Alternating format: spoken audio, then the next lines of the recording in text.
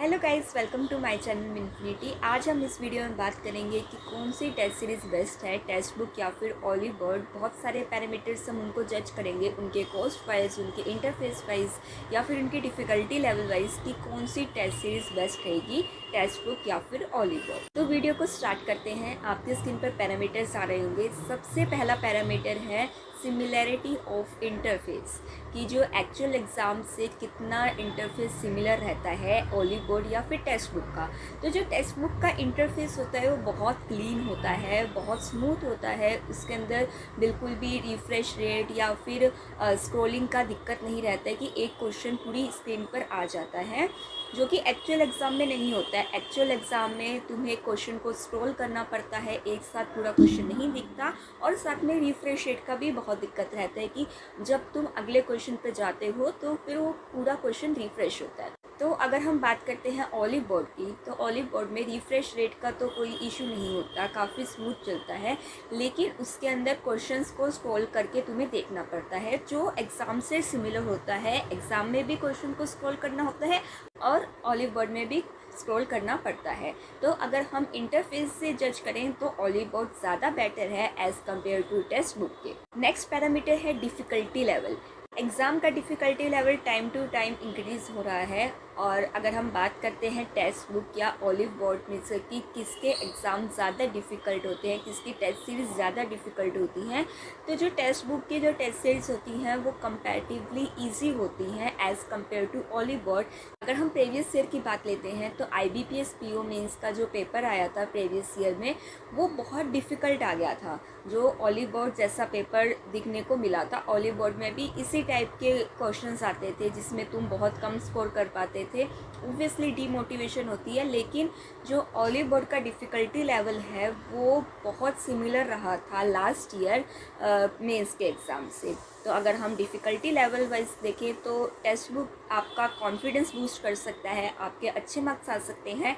लेकिन अगर आपको एक्चुअल एग्ज़ाम के देखें तो एक्चुअल एग्ज़ाम की डिफ़िकल्टी लेवल के हिसाब से ओलिव बोर्ड रहेगा। यहाँ थर्ड आता है कॉस्ट वाइज, कि किसकी कॉस्ट कम है और किसकी ज़्यादा है। तो ऑब्वियसली टेक्स्ट बुक का जो है वो अफोर्डेबल है, काफ़ी मिनिमल कॉस्ट है उसकी। तो अगर तुम एक बार टेस्ट सीरीज ले लेते हो टेक्स्ट बुक की, तो उसके अंदर तुम SSC, बैंकिंग एग्ज़ाम या और भी एग्ज़ाम के तुम पेपर दे सकते हो। लेकिन जो ओलिव बोर्ड की जो टेस्ट सीरीज़ है वो कंपैरेटिवली एक्सपेंसिव है, और साथ में तुम उसके अंदर सिर्फ बैंकिंग के रिलेटेड टेस्ट ही दे सकते हो, उसके अलावा तुम कोई और टेस्ट नहीं दे सकते।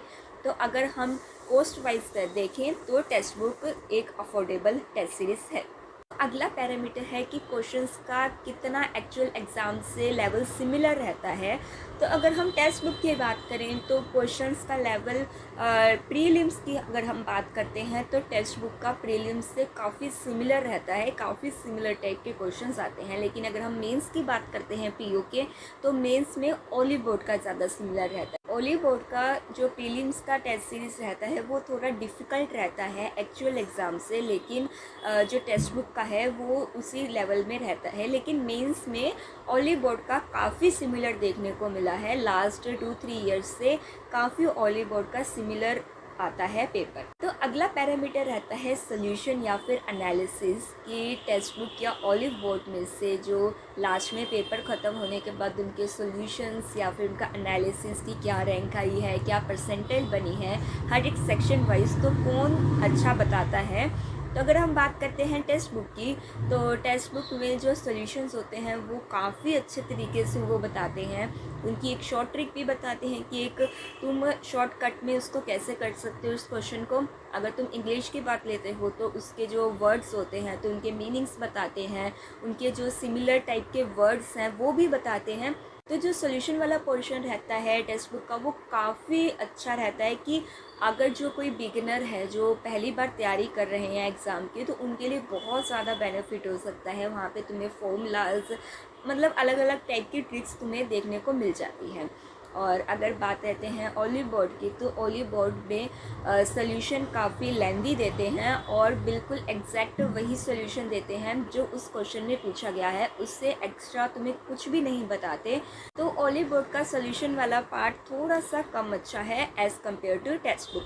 अब बात करते हैं एनालिसिस की, कि एनालिसिस टेक्स्ट बुक या ओली बोर्ड में किसकी अच्छी रहती है, तो दोनों ही प्लेटफॉर्म की इक्वल एनालिसिस रहती है। दोनों ही प्लेटफॉर्म आपको आपकी रैंक परसेंटाइल अच्छे से बता देते हैं। लेकिन जो टेक्स्ट बुक पर ज़्यादा स्टूडेंट्स देते हैं क्योंकि अफोर्डेबल होता है, तो वहाँ पर आप ज़्यादा स्टूडेंट्स में अपनी रैंक देख सकते हो, जबकि ओली बोर्ड में कम स्टूडेंट्स लेते हैं टेस्ट सीरीज़, तो वहाँ पर आप कम स्टूडेंट्स के अंदर अपनी रैंक देख सकते हो। तो इस पैरामीटर में टेक्स्ट बुक ओली बोर्ड से ज़्यादा अच्छा है। एंड लास्ट रहता है कॉस्ट बेनिफिट रेशियो कि कौन सी टेस्ट सीरीज़ आपके जो जितना पैसा पे कर रहे हो उतना बेनिफिट आपको देगी या नहीं देगी। तो इस हिसाब से देखा जाए तो जो टेक्स्ट बुक है वो काफ़ी अफोर्डेबल रहता है। उसके अंदर आप काफ़ी सारे टेस्ट दे सकते हो, उनके सॉल्यूशन बहुत अच्छे होते हैं। तो और जबकि ओली बोर्ड होता है, ओली बोर्ड में सॉल्यूशन थोड़े कम अच्छे होते हैं और काफ़ी एक्सपेंसिव रहता है, जिसमें आपको बहुत लिमिटेड टेस्ट ही मिलते हैं, आपको ज़्यादा एक्स्ट्रा टेस्ट नहीं मिलते हैं ओली बोर्ड पर। तो अगर हम कॉस्ट बेनिफिट रेशियो की बात करते हैं तो यहाँ पर टेक्स्ट बुक ओली बोर्ड से ज़्यादा अच्छा है।